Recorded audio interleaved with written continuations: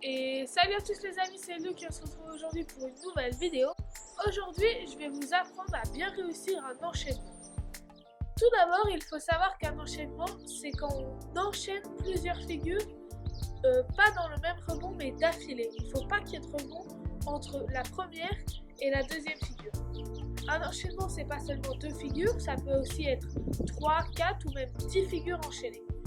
En général, on commence avec des figures plutôt simples et la dernière figure qu'on va faire, ça va être une figure un peu plus dure. Pour être sûr de réussir votre enchaînement, il faut réussir à rester toujours au même endroit sur le trampoline.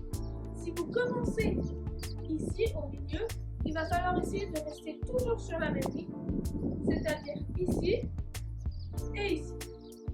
Si vous commencez à partir sur les côtés, ça veut dire que vous n'allez plus être stable.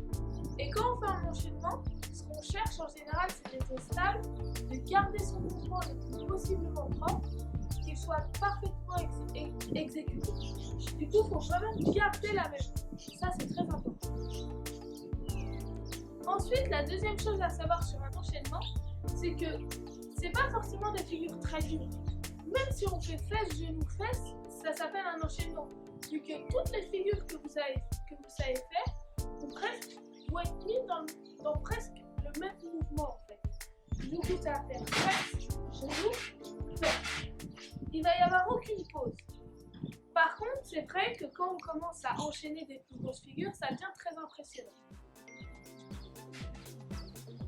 Un enchaînement, c'est quand tu réussis à faire parfaitement ta figure et que du coup tu te dis, tiens, si j'enchaînais quelque chose avant et après. Ça veut dire que pendant votre figure, vous avez parfaitement le contrôle et que du coup, juste après, vous serez capable d'enchaîner quelque chose d'autre. Du coup, prenons un exemple, salto arrière et salto avant. Si vous savez parfaitement faire votre salto arrière, vous pouvez essayer d'enchaîner un salto avant. Par contre, il faut savoir parfaitement faire les deux. Donc, si vous ne savez pas faire bien les deux, l'enchaînement ne sera pas vraiment réussi. Donc, c'est la même chose que quand on fait une figure basique. Quand on n'atterrit pas debout ou quand par exemple on a une jambe qui touche, la figure n'est pas validée. Du coup, pour être sûr que l'enchaînement soit bien fait et soit réussi, il faut que ce soit fluide, comme ça. Salto arrière et salto avant. Les figures que vous faites sont vraiment pas importantes. L'important, c'est que vous soyez dans la ligne et que vos figures soient propres et soient bien faites. Maintenant que je vous ai expliqué un peu la théorie, je vais vous expliquer un peu la pratique, comment bouger dans son enchaînement. Par exemple, si je suis en salto avant et que je veux passer en salto arrière, à la place de faire un rebond de touche et de me tourner, on va faire une figure qui s'appelle le barani. Le barani, c'est un salto avant avec un micro. Ça va faire en sorte que le salto avant, je passerai en salto arrière sans avoir besoin de faire de rebond. Un enchaînement très simple peut être celui-là.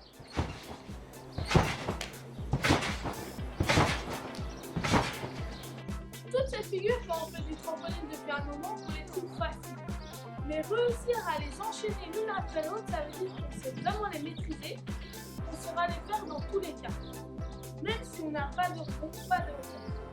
Quand vous voudrez faire des enchaînements beaucoup plus difficiles, il va falloir s'entraîner pour bien savoir faire la figure et savoir pendant que vous êtes en train de faire les figures plus faciles si cette figure plus difficile passera.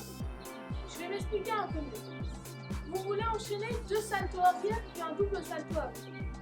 Vous devez connaître votre hauteur alors même que vous êtes encore en train de faire les saltos arrière.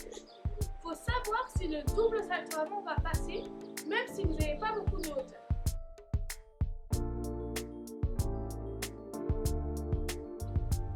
Là, j'ai fait 2 saltos arrière, par contre je ne suis pas atterri.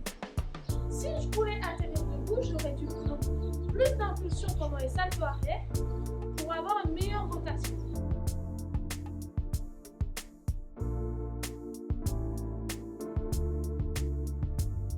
Ensuite, quand vous voulez faire des enchaînements encore plus longs avec des figures encore plus difficiles, il faut réussir à rester concentré vu qu'en fait, à force de tourner, votre tête elle va plus trop se rendre compte d'où vous êtes. Du coup, il faut toujours prendre un point repère C'est d'ailleurs pour ça qu'il y a des croix rouges ou des ronds blancs sur les trampolines, pour réussir à se repérer. Je dis, il faut toujours que mes pieds soient là, ou là, ou là. Il ne faut pas atterrir trop loin de ce point-là, sinon ça veut dire que vous avez perdu. Par contre, il y a quelques enchaînements qui vont devoir se dérouler en longueur. Du coup, vous allez devoir garder cette ligne et aller jusqu'au fond avec celle-là. C'est-à-dire que vous allez commencer votre salto avant ici et vous allez finir avec un salto arrière là-bas. Il faut réussir à comprendre ce qu'on veut faire et à de l'imaginer avant de faire la figure. On va finir avec un exemple d'enchaînement assez dur que je pourrais vous conseiller quand vous commencez le trampo et que vous réussissez à faire un double salto arrière. C'est celui-là.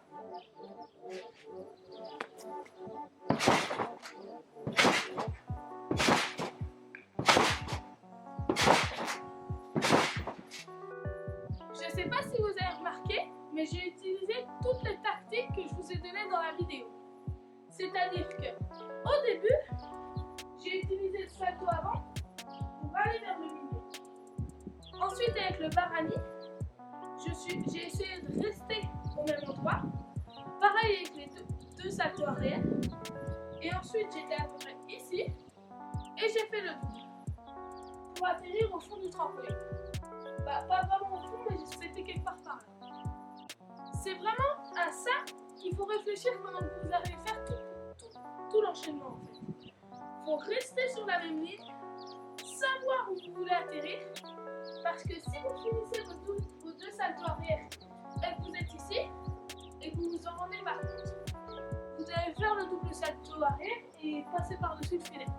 Et ça, c'est vraiment un truc auquel il faut réfléchir. Il faut toujours rester sur la même ligne à l'endroit où on veut être.